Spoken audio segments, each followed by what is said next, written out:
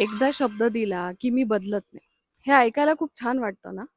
पण हे आपलं आयुष्य बिघडवू पण शकतं. महाभारतातील सर्वात महान योद्धा भीष्म पितामह पण शरशय्येवर पडल्यावर त्यांनी स्वतःच सांगितलं, मी माझ्या प्रतिज्ञेत इतका बांधून राहिलो की तीच सर्वात मोठी चूक ठरली. आणि त्याच जागी तुम्ही श्रीकृष्णाचं उदाहरण बघा. त्यांनी म्हटलं होतं, मी शस्त्र उचलणार नाही. पण जेव्हा अधर्म वाढला तेव्हा त्यांनी ते वचन मोडलं. तेव्हा सुदर्शन चक्र त्यांनी हातात उचललं. नियमांपेक्षा मूल्यांना त्यांनी महत्त्व दिलं. आता अजून एक उदाहरण बघा. पुरंदरच्या तहात शिवाजी महाराजांना किल्ले सोडावे लागले. पण त्यांना हे माहीत होतं की 2 पावलं मागे येणं म्हणजे कमकुवतपणा नाहीच आहे.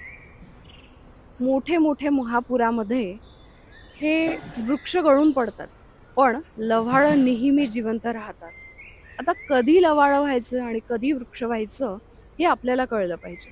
बरेचदा लवचिकता आपल्याला वाचवते सुद्धा. म्हणून आपण आपल्या हितासाठी करतोय की अहंकारासाठी करतोय हे आपल्याला कळायला पाहिजे, बरोबर?